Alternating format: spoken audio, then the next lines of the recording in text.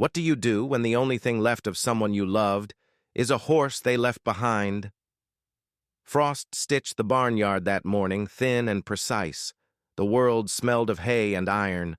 Breath came out in quick little clouds each time she moved. Her boots scuffed the gravel with a careful slowness honed by too many mornings of making small, steady choices. She hadn't meant to come back that week. There were errands, a mailbox to close, a house to check, plants that would not forgive neglect. Grief had become housekeeping, tasks that kept the body working while the inside unstitched.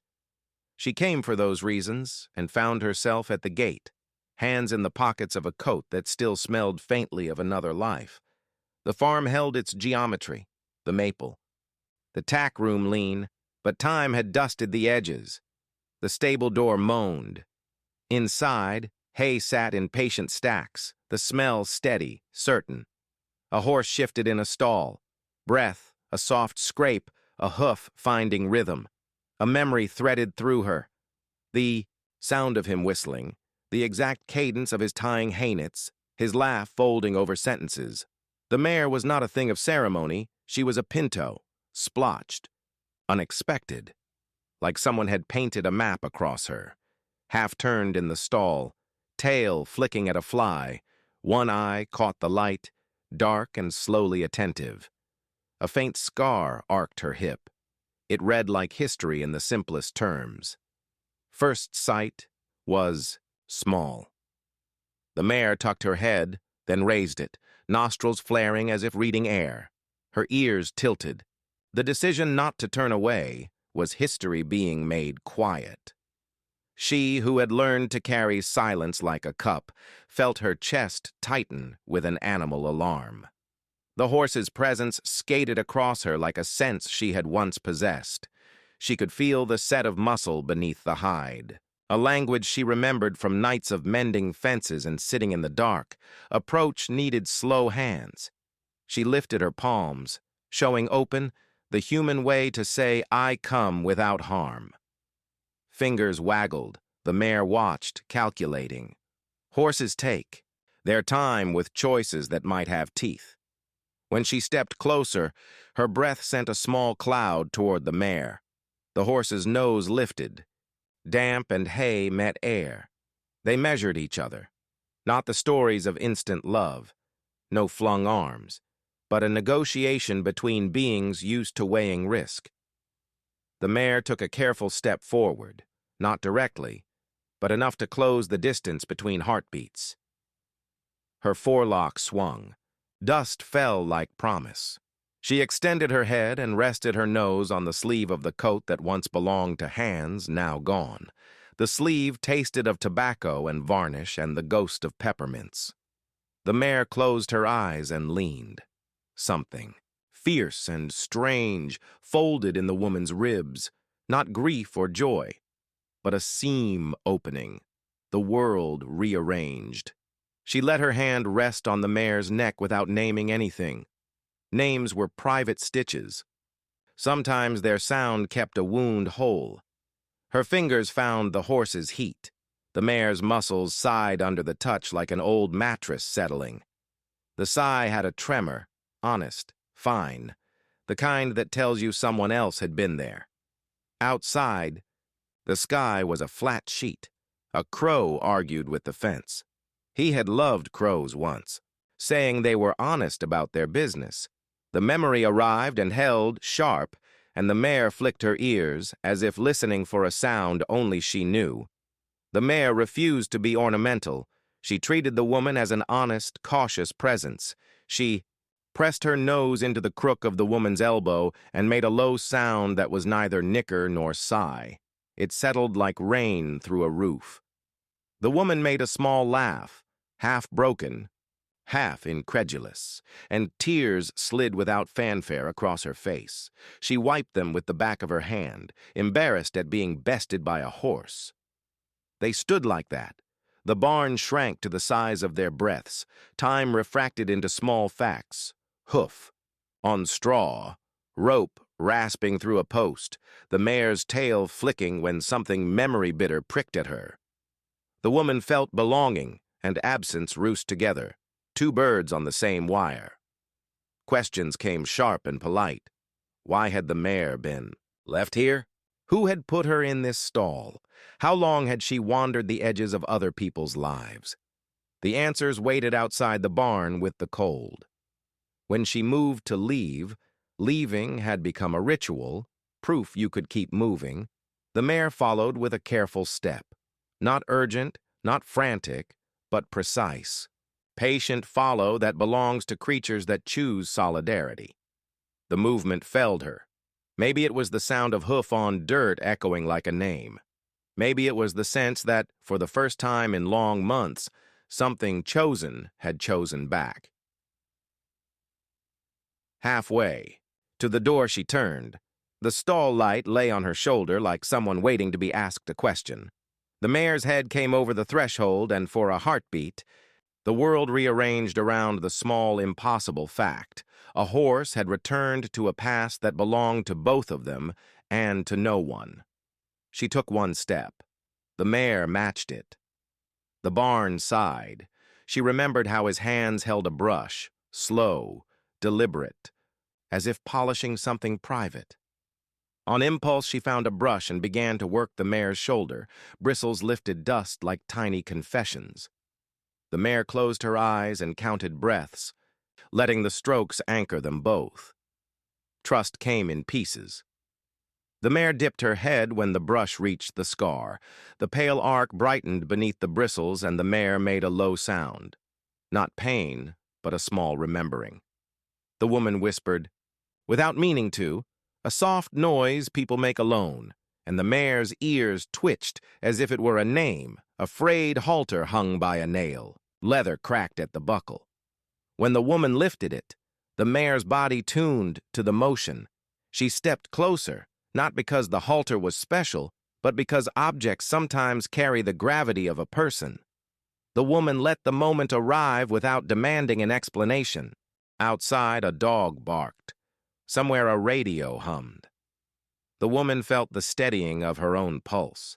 The mare rested her head against the woman's ribs, a patient weight that asked nothing and made room for everything. In that contact, a thin line of belonging began to stitch itself, fragile, exact, and impossible to ignore. Time folded, minutes blurred, the barn shrank to two breathing beings and a question threading through the noise. How had this Pinto come home after years away? And who had found her on the way back? Her hands trembled slightly, old tremor or new hope she couldn't name, and she realized with a small, astonished clarity that she wanted to stay until the mare fell asleep against her and maybe stay longer. She kept the halter in her hand, until the light in the barn shifted from thin to thick, like something in the day had decided to stay.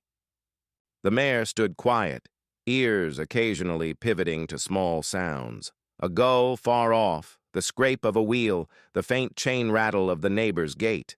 Nothing that mattered. Or everything that mattered, depending on how you measured grief. For days she moved through the house like a person stepping around a bruise. She made tea she didn't want and left plates in the sink on purpose so the mess would prove she existed. Night came, and she sat on the stoop until the dark cooled the edges of memory. The mare lived in the stall across the yard, and at night, the two shared a sky stitched with the same small, indifferent stars. People asked questions that were all practical and untroubled. How long had the mare been there? Who had brought her? Where was the man who used to whistle while he fed the hay? Their questions landed like polite stones, and she let them lie. The truth was a thinner thing, an object too personal to give away. She did not want the story explained. She wanted it to keep happening. There were hints, at first small and almost ridiculous. The mare always halted at the same fence post, head held, nostrils flaring like someone reading a page they could not reach. She would paw softly at the ground, beside an old sapling where a rope swing had once been. Once, when the woman picked up a chipped enamel mug from a crate in the tack room, the mare came to the edge of the gate and watched as if the mug were speaking. Animals carry memory in ways people do not. A scent becomes a map. A sound becomes a language. The mare knew the cadence of certain phrases. Up, now. Easy, the old man's half-sung names. And when those words drifted, she shifted. Once, when the woman hummed a tune, he had whistled. The mare's neck arched, and her lips quivered like someone hearing a familiar name called from across a room. The woman began to gather artifacts before she could name why. A spoon with a slight bend. A photograph in a cracked frame. Him, younger, sunburnt, on a trailer with a grin that could make you forgive anything. In the photo, the Pinto's pattern was visible, a familiar constellation on a shoulder. The woman held the picture and felt the room tilt. The mare nosed the frame and then, in the smallest of gestures, rested her forehead against the woman's chest. That is the thing about animals. They do not require speech to witness your unraveling. They will stand with you in the dark and make no promises. The mare stood. The woman broke. The breaking was not cinematic. It arrived like a leak in an old roof, quiet at first, then patient, then everywhere. Tools clattered in the shed, and Bai sat on the hay bale and let sobs come that were more like the settling of earth. She could hear the farm breathing around her, the mare, the dog barking somewhere down the lane, a tractor coughing awake later than it should. Tears tracked a path that felt like excavation, unearthing bones of a past that had been kept tidy. When she found the letter, there was no fancy reveal. It had been folded into a pocket of a jacket she wiped off with a damp rag out of habit. The corner was brittle. The ink had grown soft with age. He had written it on a late spring afternoon, the lines shaky in places, matter-of-fact in others, as if cataloging the world for someone he loved. She recognized the small private things in the letter, the way he spelled her name without nicknames, the absurd worries about whether the mare liked the new feed, the odd apology about a fence he'd meant to fix. Then, toward the bottom, there was a sentence so simply fierce it unmoored her. If anything happens to me, don't sell her. Don't let anyone make her something she isn't. Let her keep the map of us. The mare waited while she read. When she finished, she folded the letter back along its old creases and pressed it to the mare's shoulder. The mare smelled the paper, then the fold of the woman's hair, and made a small sound that could have meant comfort or acknowledgement. Language that lives in breaths and weight, not letters. She began to look for signs after that. Not clues as in detective work, but the soft markers people leave on places. A nail turned the wrong way, a stone that had been once stacked. The mare knew the places too. In the pasture, near the brook that had run faster in wetter years, the mare paused and pawed. There, half buried under moss, she uncovered a rusted bit, a piece of tack he'd lost long before. The metal had his scratch in it, the same way the world kept signatures if you knew where to look. The mare never let in. Dramatic arcs. She guided in increments, a nudge toward the back field, a tilt of head toward the barn loft where a trunk sat hidden under canvas. The woman found the trunk on a Tuesday, the lid stiff with old paint. Inside were things that were not valuable and therefore entirely priceless, a stack of postcards he had kept but never sent, a little pocket knife with his initials, a sealed envelope addressed to her with his steadier handwriting. Inside the envelope was another letter, one written after he had become something serious in his voice. This one explained a possible leaving, how the mare might have wandered when he went to town for medicine, how grief might rearrange a day. He had written about his fear of being remembered wrong. He apologized for every small thing he had not fixed. He ended by writing that if she found this and the mare returned, it was because the mare knew the geography of belonging better than transient humans did. There is a strange arithmetic to grief and decision. You spend days subtracting, counting what's missing like inventory. Then something returns and you learn to add. After the trunk, The woman slept better. Not healed, not whole, those were words for the triumphant, but the edges of things were less raw. She began walking the mare each morning, a slow circuit that tasted of habit and ritual. They moved through the fields in the exact time the light liked to lean across the grass.